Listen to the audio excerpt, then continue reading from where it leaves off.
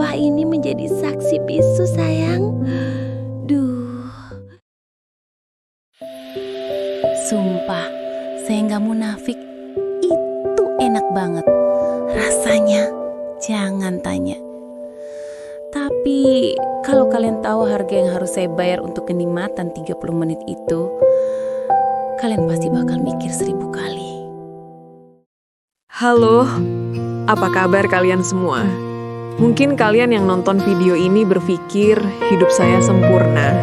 Rumah di Pondok Indah, mobil ada 3, dan koleksi tas Hermes yang bisa buat beli rumah subsidi.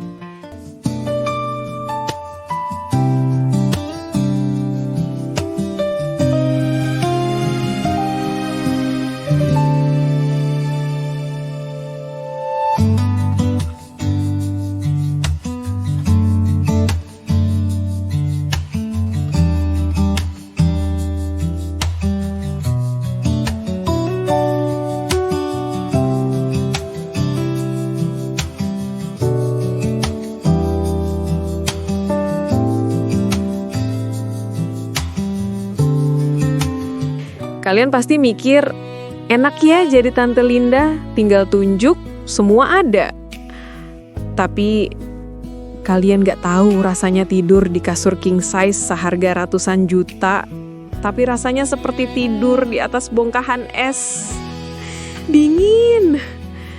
Di usia saya yang baru 30 tahun, usia di mana tubuh wanita lagi ranum-ranumnya, lagi mekar-mekarnya, saya justru merasa layu. Suami saya, dia ada, tapi cuma raganya. Pikirannya nikah sama pekerjaan. Dia kasih saya kartu kredit unlimited, tapi dia lupa.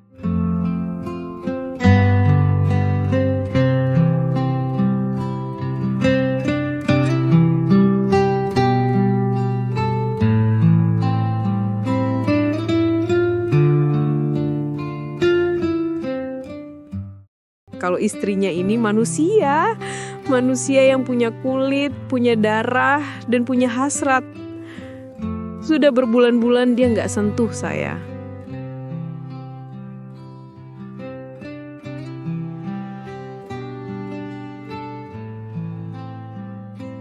Kalaupun sentuh, cuma sekilas, kayak robot. Nggak ada gairah, nggak ada api. Padahal saya butuh api itu. Saya butuh dibakar. Karena kesepian itu, saya jadi gila belanja. Tiap hari kerjaan saya cuma check out barang di marketplace. Bukan karena butuh barangnya, tapi cuma karena saya rindu suara bel rumah. Saya rindu ada laki-laki yang datang manggil nama saya dan natap mata saya. Walaupun itu cuma kurir paket. Sampai akhirnya sore itu datang. Langit Jakarta lagi marah. Hujan turun deras banget kayak air tumpah dari langit. Petir nyambar-nyambar.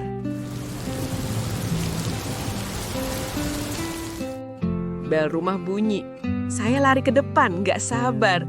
Saya buka pintu dan di sana dia berdiri.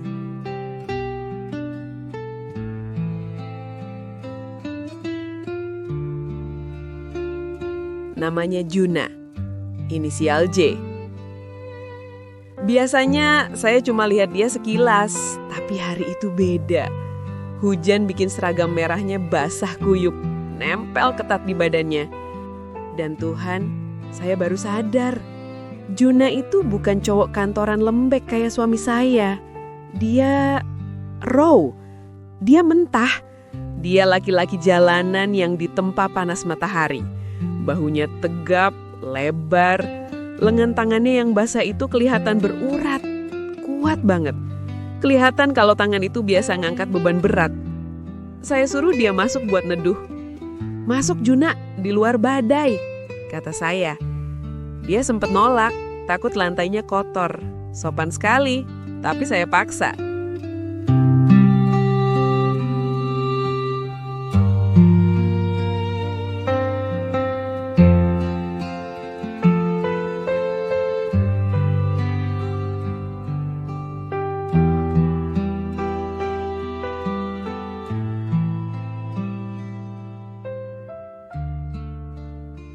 Saat dia buka helm dan jaketnya, aroma itu langsung nyebar.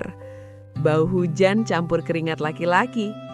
Aneh ya, harusnya bau apak. Tapi buat hidung saya yang udah terlalu lama nyium parfum steril suami, Bau Juna itu memabukkan.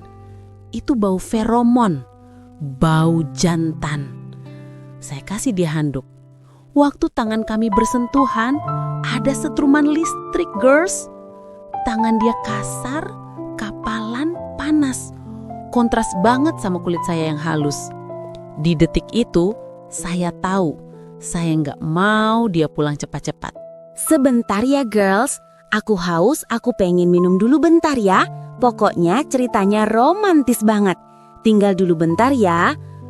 Aku punya klip ketika aku nyiram bunga di taman. Lihat dulu ya, sambil aku ke dapur minum dulu.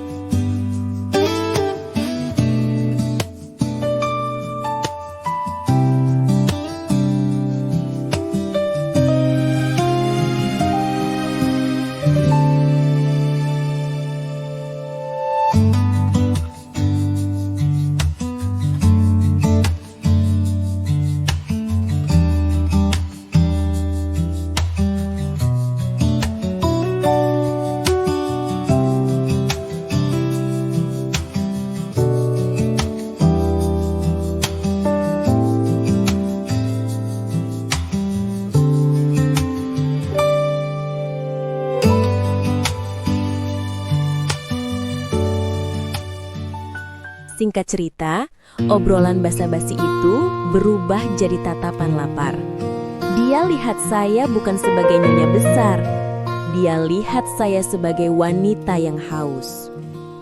Dan sore itu, Juna nggak cuma kasih paket belanjaan saya. Dia kasih paket lain. Sesuatu yang dia bawa di balik celana jeans kasarnya itu. Kalian tahu apa yang saya maksudkan? Juna punya pisang, tapi bukan pisang biasa. Itu pisang raja.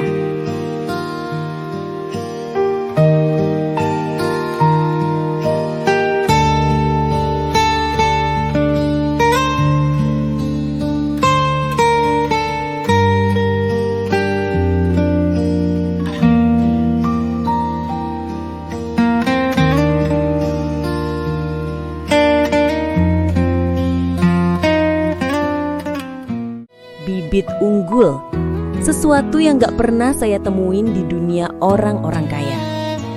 Kami berakhir di sofa tamu ini.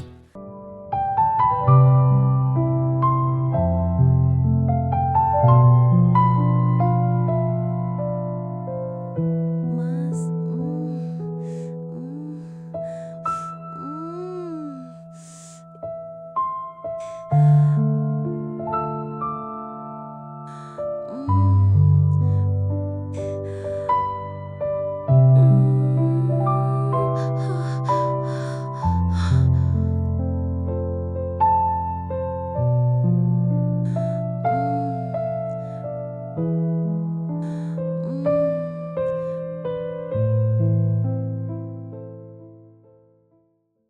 Sofa yang harganya mahal tapi kaku itu mendadak jadi saksi bisu kegilaan saya.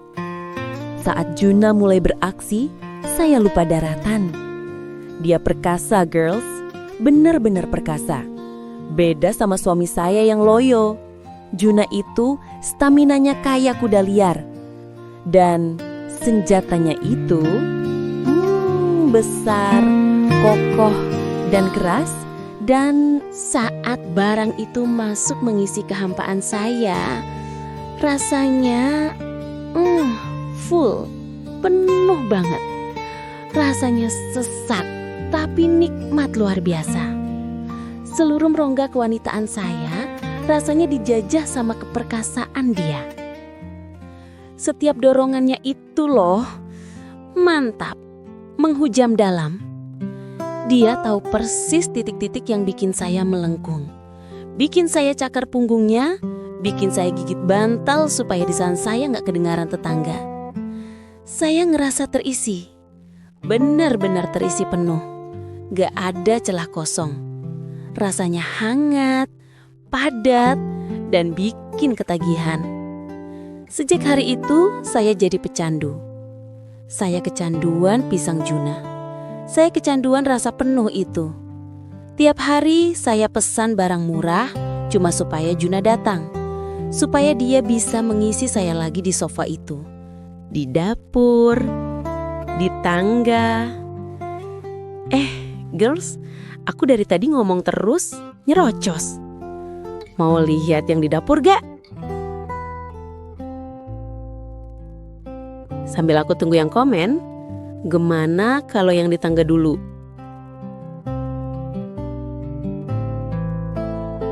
Oke ya, yang di tangga dulu aja ya. Simak baik-baik girls, jangan sampai terlewat.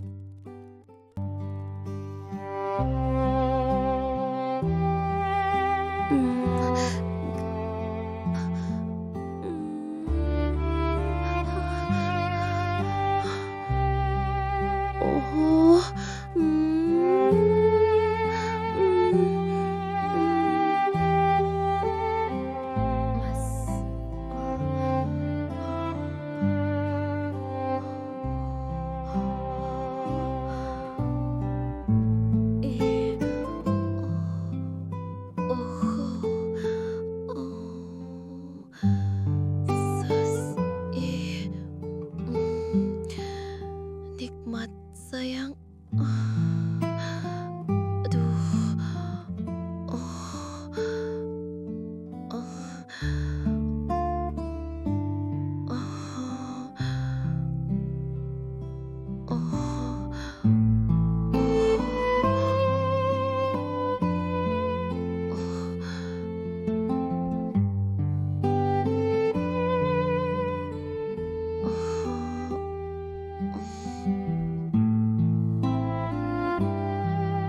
Oke girls, gimana? Bisa paham kan? Moga paham deh cuplikan video yang barusan ditayangkan. Lanjut. Saya nggak peduli status saya. Yang saya tahu, saat sama Juna, saya puas, saya lemas, saya gemetar bahagia. Saya merasa hidup lagi. 3 bulan saya hidup dalam surga dunia itu. Saya pikir Juna juga cinta sama saya. Saya pikir saya spesial. Sampai suatu hari, habis kami selesai main, Juna ke kamar mandi. HP-nya ketinggalan di meja, di sebelah paket yang baru dia antar. HP-nya nyala. Ada notifikasi masuk.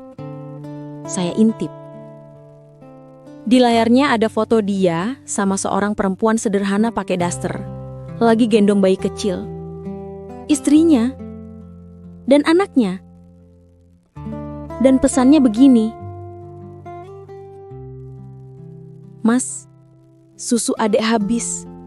Pulang jam berapa? Kalau dapat tips lebih, beliin popok ya. Hati-hati di jalan sayang."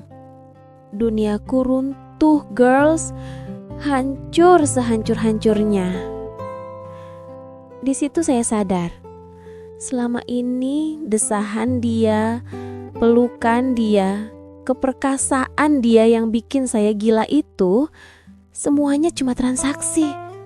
Buat dia, saya ini bukan kekasih.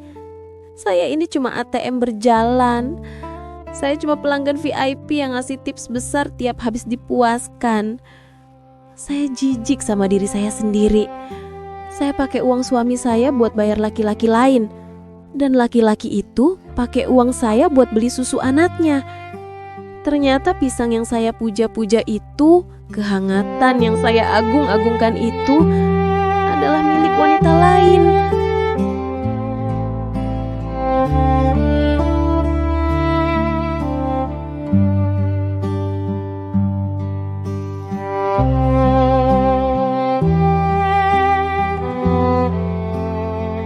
Saya cuma tempat sampah dia buang hasrat. Dan dia cuma alat saya buang sepi. Hari itu juga saya usir dia. Saya blokir nomornya. Saya ganti security komplek. Sakit? banget.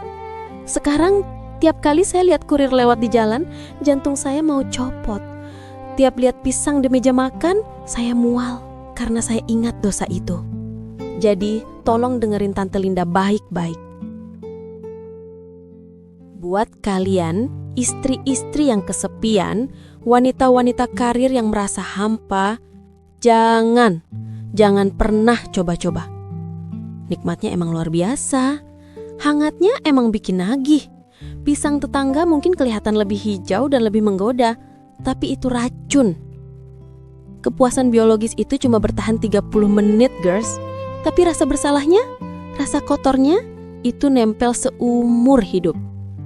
Jangan gadaikan harga diri kalian cuma demi orgasme sesaat. Sekarang saya sendirian lagi di rumah mewah ini.